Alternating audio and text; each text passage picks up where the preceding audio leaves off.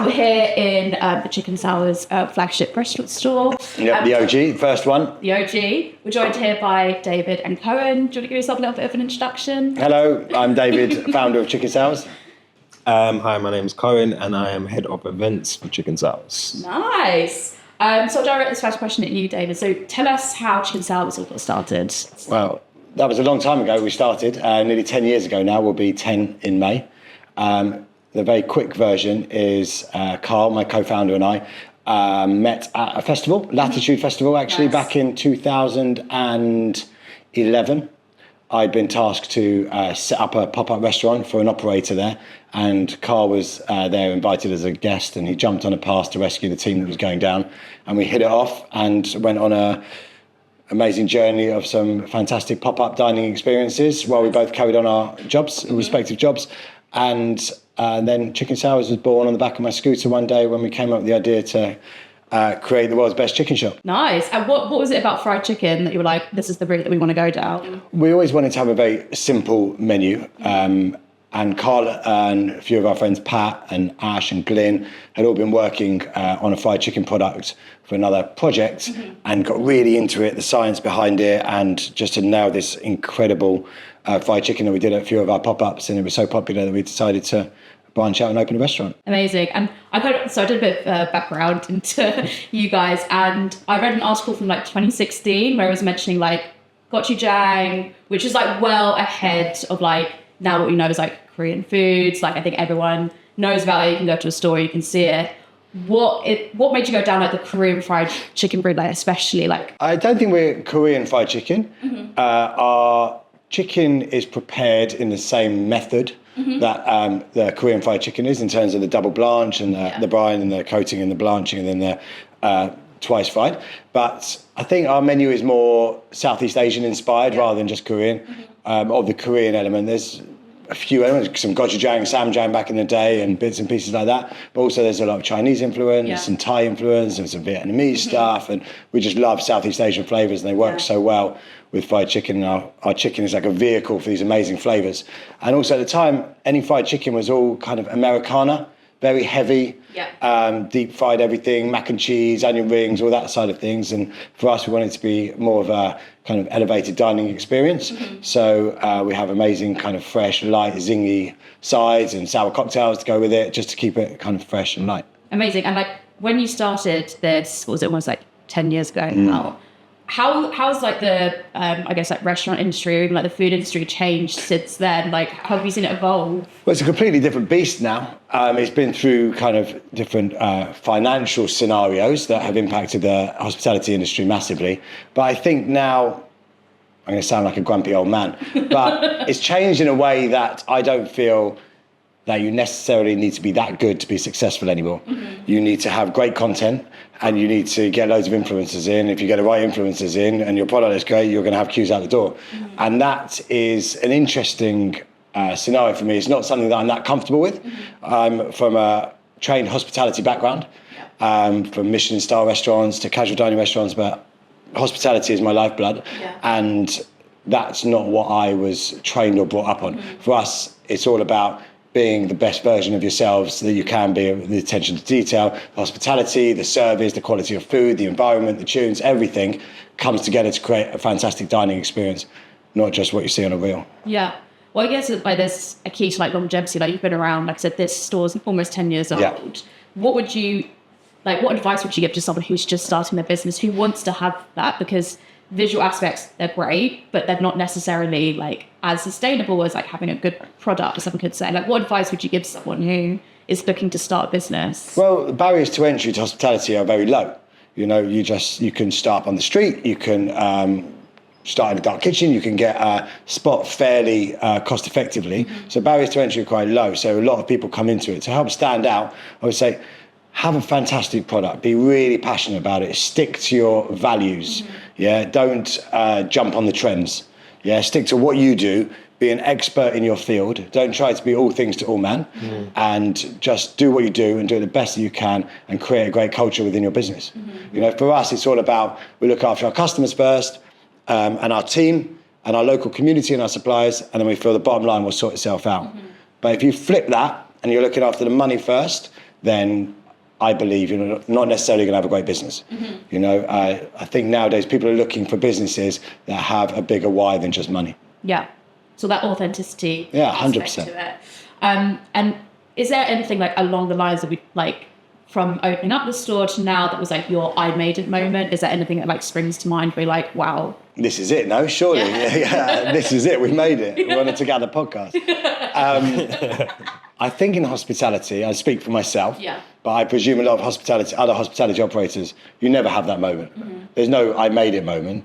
It's really important to reflect and look back and see the journey that you've been on and all the things you've achieved.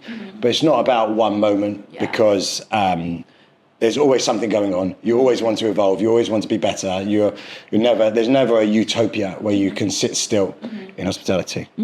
But probably the most exciting thing was having lunch with Mike Skinner from the streets. Really? Yeah. Oh, was it this one? No, in 7 Dials. Oh my goodness, how was that? Yeah, great. I'd love to be a He's a part good of guy. the conversation. Yeah, he's a good guy. What was his favourite? What was his go-to order when you were? He loves his wings. Does he? Yeah, Korean wings. Yeah. Oh, very nice. And I think what's especially interesting with Chicken Sours is like you opened up a restaurant, and then from what I've seen, you then went into events, whereas a lot of people in the street food industry start off in events and then Do it the other way around. opening up brick and mortar stores and kind of venturing out into that.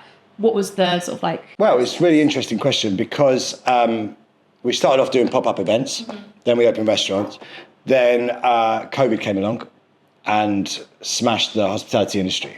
Post-COVID, we got invited to go to Lost Village Festival as a guest restaurant, so in their eating house. And we love Lost Village Festival. Andy and the team were amazing. And it was the right time for us to be able to go and do that. So we went and did it, and we're like, hold on a minute. We could be onto something here because people loved it. Yeah. Queues from 10 o'clock in the morning. We sold out every day. It was like, wow. Okay. Had a bit of time to reflect afterwards and thought, okay, do we want to be spending loads of money opening restaurants in such an uncertain time? Or do we want to go back to our roots and take my experience in event catering, which was before restaurants, and the brand that we built up and put the two together and get on the kind of events and festival scene. And it's been phenomenal. It's been great. It's been so well received. We work with amazing traders, we work with amazing event producers and organisers, and it's something different to restaurants, and also it's more profitable than restaurants. Yeah. Because I was looking at the ones obviously we're going to mention the Together events that you've done with us, and I think the majority of them have been this year that you've been doing. You've done a real range. There's been obviously we've got Windsor coming up. You've done some more music festival ones. You've done the Grandfather. And Gala and stuff like that. Gala rally. I think our relationship with Together has blossomed over the past couple of years down to Cohen doing such a great job. Cohen came in just after COVID, really. Yeah, just after COVID. Yeah. Never worked in catering before, hospitality before, always been in events. Yeah. And had his own clothing business as well. But came on the journey with me and with Chicken Sours, and Together is a relationship and a client that he's worked very closely with and built a really good relationship with. And that's why I think it's just going from strength to strength. I'm a strong believer of relationships that come along very quickly. Disappear very quickly as well. And those that you nurture over time are good, strong, healthy, long-lasting relationships. No, definitely. And Karen, is there anything from like, what was your favourite event of this year that you've done with us? I think, because the first time I did with you guys was Gala. Last year was the first year we'd done it. And I think seeing how that evolved to this year's one, I think that's probably my favourite one. I'm quite like a techno house kind of guy. Yeah. So Gala was right up my street. Kind of music, yeah. Oh yeah, Crank Brothers as well. That's another good one that we've done 2 years in a row now, I think. So I think just based on the two types of events, because I think that weekend we had like quite a lot of events going on in that first weekend of Gala. I think we had like 5. Yeah. So is that usually like bank holiday weekend? Where it's the busy one, isn't it? Yeah, it's one of the busy weekends. Yeah, and so Gala always stands out. Yeah. And it's interesting actually because Gala we were always a bit dubious whether anyone would be eating or not. Yeah. Yes. But surprisingly enough, we smashed it. It was great, and I think all the traders do really well there. Yeah, it's a great event to get involved with. Like we go there as well in the office, of like on the weekend, and kind of like see. It's really nice because all the traders just seem to be having fun. Yeah, like they just seem to be having so much fun. It's a great site as well. And Cohen, going back to, so you weren't from necessarily a hospitality background, then you came into this. Yes, so I came from more of a event management side. I used to do freelance, like managing promo staff and stuff like that, all before COVID. Yeah. So after COVID, obviously, when everything kind of stops, events was the last to start back. Yeah. And so, so I've kind of started looking for jobs, met David, and he was discussing, obviously, we wanted to like kind of push more into the event side of his business. And yeah, we've kind of 2 years and a bit now, I think it is. Yeah, brilliant. What was the big learning from him coming into the hospitality industry? The food side of it was the biggest learning. I understand the management of the process and the systems that you need to, but it's more just understanding the food side was probably like the first year was more of a strong learnings. You still won't go in the kitchen and do a shift in a restaurant. I do a lot in the actual. I do a lot. I'm trying so hard, get me right. Could you do a couple of shifts in the restaurant? You're feeling like all of our events team have done it. He's like, no, he's sweating. I was like, no. It's fine once you get in there. Yeah, exactly. Throw yourself in. Yeah. And is there anything from like your previous experience that kind of helped you? Is there anything that it was like when you were on site, you were like, oh my goodness, this is. I think because events in general, you've got to be able to kind of like have a cool kind of mindset, because a lot's going on and a lot can go wrong. Yeah. So you kind of got to be able to handle that in a way to be able to get the message across to staff and even to customers, and make sure that they aren't aware of if anything is going wrong, that you're able to kind of produce what you need to produce. He keeps everyone very calm. He's unflappable. Yeah, I was going to say, is there any sort of situation that you can share where maybe things work? Because things do happen. It's a public event, but you never know what's going to happen. Wi-Fi might go down. Yeah. Might. Sorry, it will go down. Yeah, Just don't know exactly. when it's going to go down. But is there any sort of like, are there any examples, I guess, where something wasn't going your way and like how you kind of dealt with that? I think it's probably it's stand issues, like if we have bad weather, big winds taking gazebos with them. Or I was away and I woke up to a picture. She sent me a picture from a festival, like the stand looked like it was just absolutely just like the side. I was like, no. It's usually now they're quite hot and like because I was meant to go to, I think it was Houghton one year when it was really, really bad. It was like flooding, and they were just like, we can't. That's a good festival out. Yeah, but they were just like, we can't. It's not safe. And I think there was others. I can't remember. There's been a few where it's been like very. We haven't had any. Oh no, we had one cancelled because of the wind. That was Goodwood a couple of years ago. Yes. The Saturday got cancelled, which was a nightmare. But in terms like that, the stand had literally been blown over. Cohen came in the morning to set up, and it had been blown over. And I'm like, we're not going to be able to operate here. Yeah. And I was away and I didn't hear much, and then a few hours later I'm chatting to him. He's like, yeah, we're up and running, we're going. So he mobilised, got the team on site, production team, give us a hand, got it all set up, reinforced, and off we went again. Yeah. So how is that just like being friendly with production people? But yeah, you just got to make sure that you're kind of conversing with the right people and just keeping good relationships with them, because they want to help you, obviously, for the sake of the actual event, but as well as the fact that, I kind of learned through other situations how to best handle it, because I think we had something similar in the beginning of the year with what was that festival in Brighton? Yeah. We had something very similar. We were just face onto the wind. It was just So you're right under the sea, right? And when it gets windy, it's it can be. Yeah. Or fries not turning on is quite fun, isn't it? Yeah, because doing fried chicken, it's like if we haven't got our fryers, game over. Nothing's happening. Oh no. Yeah. So getting the fryers, making sure fires work. Cohen's become an expert. Like unlicensed gas engineer. But so we've got a guy called Oswald, and I'm sure people who are listening watching this works with loads of the traders. He's amazing, and he's always on call. We're video calling him. Why is this not working? And then Cohen's recording it and then sending it to us. So we've always got FAQs on all of our fryers. God, when has that happened quite a few times? It happens quite regularly. It's quite quickly. Or even if we're actually off and another staff member just can't get it on, it can be a bit of a stress trying to get that message over to them. Mate, to turn it on. I'm just thinking about things that went wrong, and quite a lot went wrong this summer. So we had a driver drive our food truck into a tree. Well, it was an overhanging branch, and normally, because our sign goes up, normally it kind of just whooshes past the leaves, this, it got stuck, ripped the Ripped the whole tree branch off, smashed on there, broke the half the sign, smashed the Your winds. sign? Yes, Yeah, on yeah, the top, yeah. smashed it. You'll see it. If you look at Crank Brothers, we had no sign. Yeah. We had a flag because it got ripped off, smashed, like the tree came down. That was a bit of a night on the way to an event. Yeah. And I was at an event and one of the fires caught fire. Yeah. Yeah. Well, actually, saying that, it didn't catch fire. It was smoking from the side. We were like, this doesn't look right. It was carrying on for a bit. And I thought, you know what? Let's just take the call, stop service, call the fire brigade, get them down and make sure you just can't take risks with gas, fire, anything. You know what I mean? You're at a public event, you've got your staff to look after, you've got yourselves to look after. You know, you just need to not take any risks. And the thing with us is we try to be as organised and planned as we can in advance so that if something does go wrong, we've got the headspace to be able to deal with it. Yeah, exactly. Yeah, and I think that's kind of important as well because we have suppliers that we work with who are just trying to get into bigger events, public events, and it, like, I guess it's that training of that mentality of like just, you can be as organised as you want, and like most people are, but you just have to kind of try and keep calm on the day of. If things go wrong, they go wrong. Yeah, exactly. And our job really is the same as when I had my event catering business. Our job is to make your lives as easy as possible. Yeah, because for a multitude of reasons. So you book us again, so your clients are happy, so everything's all hunky-dory.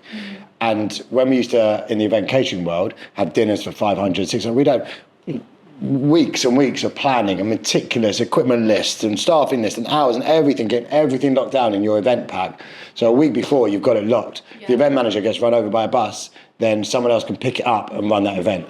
And that's what's super important. And then it also enables you, when you're on site, to know that you're in a good place. You see so many people running around like headless chickens. Yeah, I was going to say, because you've got multiple units, you can do, I guess, like multiple events at the same time. How do you, I guess, like make sure that they're running smoothly, that everyone's on the same page? Is it just like organising, briefing? We have a system that is locked.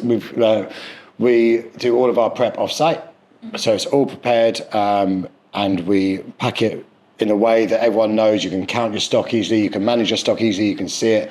We don't need to have super trained chefs on site. You just need to have responsible people who can make sure that they're looking after all the potential things that could go wrong, that they're inspiring and motivating the team and keeping the vibes high, and making sure that we're going quickly and serving to the standards that we want to be to protect our brand, and also to make sure that everyone's having an amazing time and they're coming back for more. And it comes down to great people, great systems, and making sure that everyone follows them. I do find as well that people that interact with you at a public event, they come to your restaurants quite a lot as well. Do you find that they feed each other? And I think there's definitely a cross. You've got the strength of the brand to help drive sales when you're at festivals. We kind of feel like there's three people. There's people who look at chicken sales at a festival and go, oh, chicken sales, I love chicken sales, I'm going to go and eat it. Oh, chicken sales, I've seen them maybe on socials, I've heard about them, I haven't had the opportunity to go to their restaurants because they're down in London, I'm going to give it a go. Or people go, I fancy fried chicken, I'm going to go and get some fried chicken, eat and go, oh man, I love that. Who are these guys? Oh, actually, they've got some restaurants. Let's go and check out the restaurants because they have a wider menu at the restaurants. Yeah, it's kind of speaking about menu items. This is sort of quite mundane, but like, how do you decide what to serve at a festival? Because you can't serve everything that you could cook in a restaurant. Obviously, you want it to be a little bit more limited just to make it easier. I think it's more, it's kind of event dependent, but we try to obviously go for, we're kind of around for our speed and quality. So we generally go for the tenders menu when we're at festivals, because I think it's nice to eat as well. So nice to hold and it's eat. And I think that's... And also it's because it's one product, so it's fries with tenders on, and then we can customise it with 3, 4, 5 different ways. Yeah. So enable for service, you can go, lay them out, right, you're having that one, garnish, off you go. And that makes it really quick for service. This summer, our mission is to try and widen our menu slightly. We don't want people to get bored and come back and get the same thing. So we've obviously got amazing fried chicken sandwiches that we do in the restaurants, that we're now starting to do on events, bringing wings. We never thought people would actually want wings at festivals because bones and mess, but they're proving very popular. And even we did an event not that long ago, and we had some of our sides, so like pickled watermelon salad with coriander, mint and chili and bang bang cucumbers. I think that helps kind of make us stand out from the crowd as well. Yeah. And how do you try it out, like, for example, chicken wings? Like, if someone's going to like it, you just do it like the smaller festivals? You're like, we're just going to start introducing it to a menu. Like, how do you start trying out new items to see if they're successful? if that's what people want. Yeah, we just got to take a bit of a punt at a time and go, right, okay, this is the chance. It's not like we're going to be doing, when we're flying on all cylinders, we're firing on all cylinders, we can do 250 plus meals in an hour. When you're doing something new, that's obviously so, because you've got to take time, you've got to find your process. Yeah. We'll normally do them when either Cohen or myself are going to be on an event and running it, because then we can look at it and go, right, okay, how can we get this system locked with this product? That's the most important thing, really, is just understanding a good system so you can explain it properly to the staff and they absolutely know what they're doing to be able to get the quality and the speed at the right kind of mix. You do it right. Nice. And like with events, for next year, are you going to ramp up more events? What's sort of like the landscape in terms of students' hours? You don't mind me asking. No, of course. For our events next season, I think we want to potentially do less but better events. I think we will curate our summer with a bit more consideration. Last year was right, we want to ramp it up as much as we can. Yeah. So we took everything that came along. But now what that gave us was data to look back on and see what sort of events work and what sort of events don't work for chicken sours. So distance, timings of service, whether it's a 1-day event, a 3-day event, all these sorts of different things, the demographic, the music, all these things feed into whether they were profitable or not as profitable for us. I think we only lost money on one event last year. Pretty amazing. Which is weird because the year before we did it. Did well in that one. Yeah, and we did like 11, 12 grand in 2 days, which is fine. And then this year we did 3.5. And we're like, but I think there was a number of factors, that the area that we were put in, the guests didn't know that was an area that existed until they'd all eaten. There's so many factors that come into play whether you're going to be successful or not. But now we've got a great team with Cohen and also a lady called Cecilia. So between the three of us, we're being a lot more targeted and focused about the sort of events that we want to be doing this summer. A lot more like strategic, and it's kind of interesting the data coming into that as well. Yeah. Just like looking at what you've already done this year and kind of thinking, what can you do next year? Yeah. Is there sort of like a type of event that you guys would be like interested in terms of like demographic, what the actual event type is, or Ice machine, sorry mate. I could hear it going on. Yeah, we're all sitting again. Pretending it's not happening. Yeah, just craps. We'll say. So yeah, what is your ideal event? And that's quite a broad question. You can both have. I just think in terms of we're trying to focus on events that maybe aren't always music related as well. Some events like Goodwood, for instance, is the one that's like car stuff, sporting stuff, music stuff. I think for us, our sweet spot where we do great 3-day music festivals. Yeah. We can stay over ones that aren't too far away from London, ideally. But those we tend to do well because our food works well in lunchtime, dinner, and late night as well. And even the breakfast as well. Oh, look. Oz, the gas engineer. Oz, we'll call you back. Is Glastonbury on there? You know what? Was that top secret? No, it's an interesting one. I think to do well at Glastonbury, you have to have a really good location. To have a really good location, you've got to put the yards in and put the years in to work your way up the ladder. We're not there. I think it takes you out of the game for 2 weeks, basically, to do it. I heard some weird things. You have to buy all the food from them and stuff like that. And I want to go to Glastonbury and enjoy it as a festival. I think as operating it is an absolute beast. Yes. And we can do just as well at other ones, I think. It's very different going to a festival as a punter and going to a festival as work. And we have a very clear line that you don't cross, that we're there to work.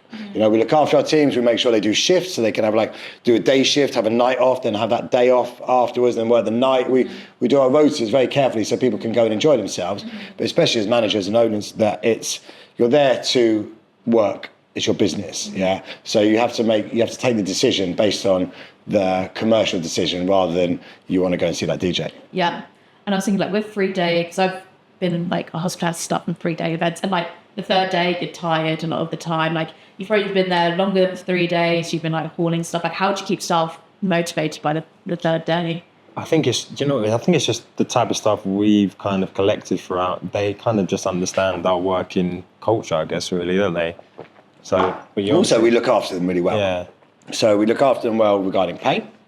We don't do day rates. We make sure they get paid for every hour that they work. If they work extra, they get paid for it, of course. We pay for their travel.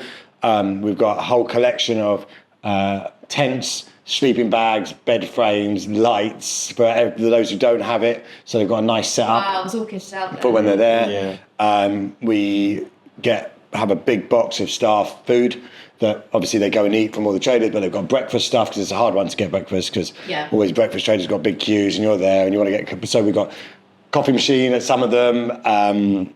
We've got breakfast stuff, fresh fruits, snacks throughout the day. Just to, I think, more than it's not like you're short of food at a festival, but it's to demonstrate to our teams that we care about them, that they're not just there to just churn it out. It's we have like you say, we have a why more than money. Our whole thing is to make sure that our guests, whether they're in a restaurant or whether they're in a field or whether they're at a football stadium, are having an amazing experience with chicken sours. And that comes down to our people as much as it does come down to our food. So it's our responsibility to make sure that they have all the resources that they need and they are feeling well appreciated and looked after. And I was sort of interested as well because, like, so anyone who's who's maybe like started a business that's growing, if they're looking to hire like an event manager, just kind of interested in this like dynamic of like how do you find someone? How do you find the right person? But then how do you create that sense of trust? Because obviously this is your baby. Well, mate, trust is the most important thing, and that's where I'm blessed with. I'm blessed with Cohen. No, that you want someone who's reliable is the most important thing. Yeah. You need reliability, you need someone that you can trust, someone that's going to represent you in front of clients, someone who's going to represent your brand, someone who's not going to nick off you. Yeah. So there's so many things that come into play. It's rare that you're going to get someone who ticks every box, so you need to make compromises at some point. But it's about building the relationship. Again, it's not putting them into that role of full responsibility until you build that relationship up both professionally and personally as well. Yeah, definitely. Because also, how do you make someone passionate about your brand as well is quite a big thing. Because you're passionate about it, it's how do you get someone else to be just as passionate? Yeah, exactly. And that comes from inspiring them and motivating them and making them feel appreciated. But also we have a complete open book. Cohen, our restaurant managers, everyone sees all the P&Ls. They create their own P&Ls on a weekly basis. Cohen creates all the P&Ls for all the events.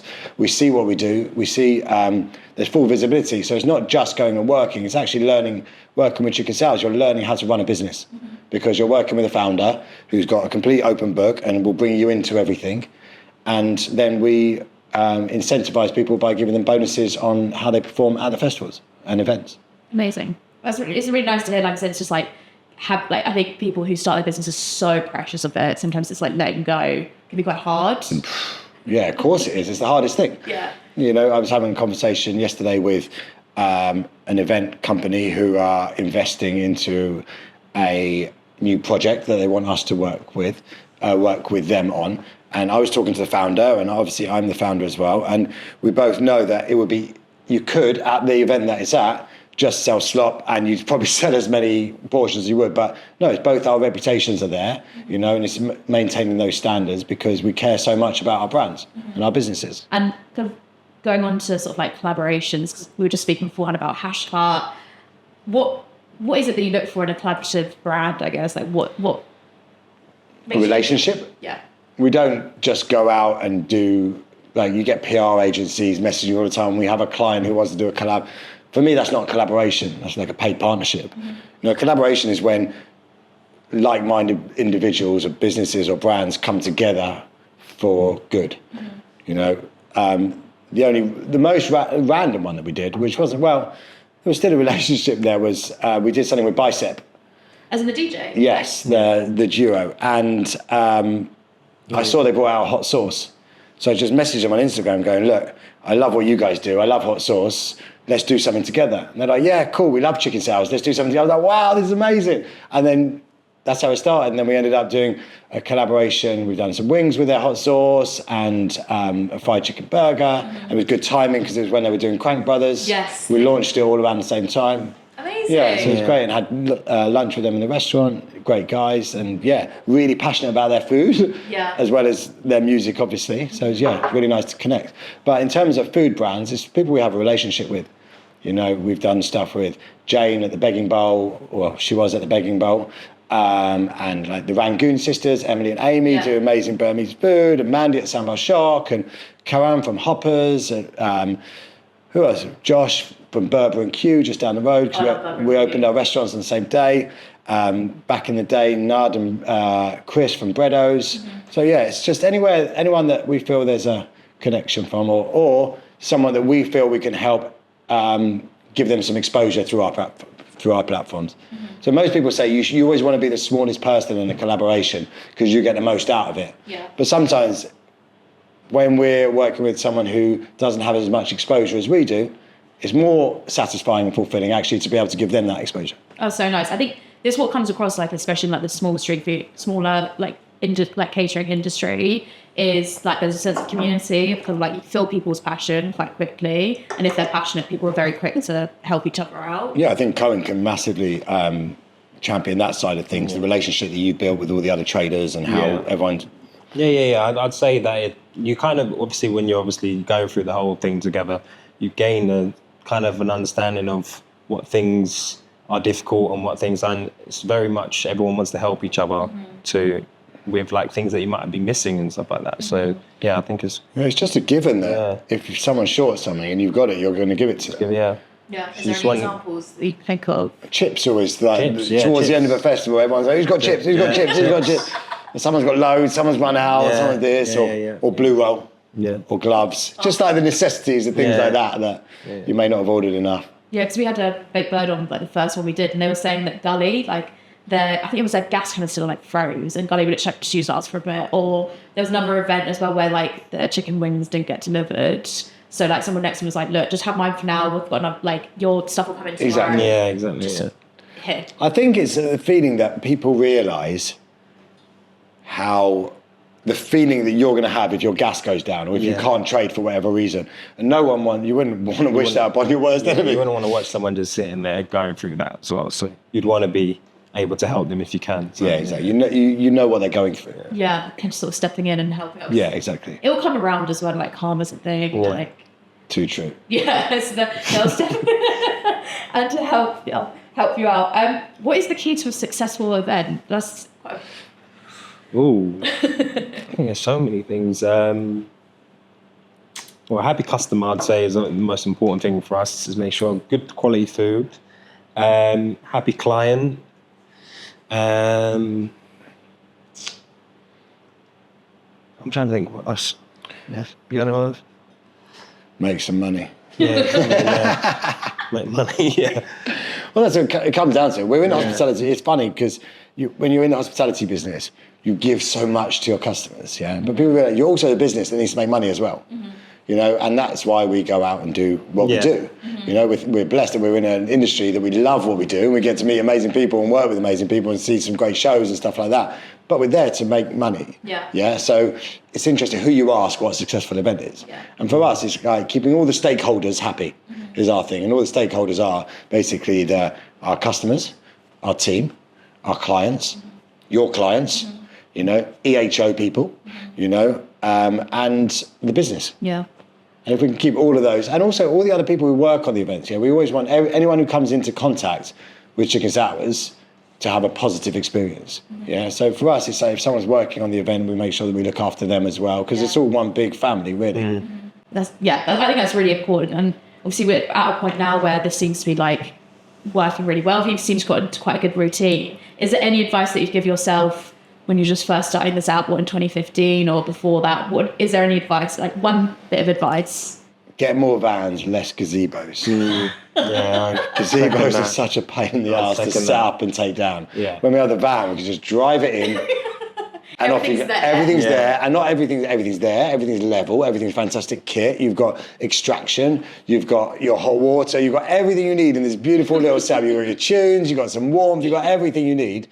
And setting up a gazebo is, that's the pain point. And Is that what you would agree? It's just 100%. well, it's just you've got to transport these massive poles. You need a bigger van, and then you've got to have lots more people. Exactly. And it takes ages to set up, and to get it looking on point, you've got to make sure everything's straight, and you've got to make sure it's secured, and all that sort of stuff. Okay, let me favourite think. Restaurant. Or one that you want to go to. It doesn't even have to be favourite. Okay. Restaurant. Where do I really want to go? Yeah. And why? So my favourite restaurant used to be Oren on Chaparral Lane. Yeah. But I messaged him for a table this weekend. He hasn't got one for me, so it's gone. I really want to go to Singburi, but I can't get a table there. But there's so many amazing restaurants in London, in all areas, from the deepest suburbs all the way into central London. There's so many places. I love sitting at the counter at Kiln and just eating for fairly decent value, which is surprising in London at these times to get anywhere that's decent value. Small plates, it's not necessarily... Don't get me started on small plates. 3 anchovies and some olive oil for 20 quid. No, thank you. Yeah, exactly. And Cohen, over to you. See, I'm not really like a restaurant guy. No, so like anything that you're gonna hate, any of the ones I'm gonna say. I know you will, because it just all be the bougie overpriced places. I'll just go for on a day or something like that. Maybe I think for our Christmas dinner with my mates and going to Rocker or Koya or something like that. I do like a bit of Rocker though. That was a good. Their lamb chops are amazing. Oh really? Yeah. I'm looking forward to that restaurant we went to, Luca. That was really good. Was good. Yeah, Luca was. That good. was excellent. Yeah. And even we went recently to Blacklock. That's another one. Blacklock is good. We It's took, really good. at the end of the summer, we took all of our events team. There's about 10 of us or so. Yeah. We catered for Blacklock's summer party. Oh, did you? Blackstock.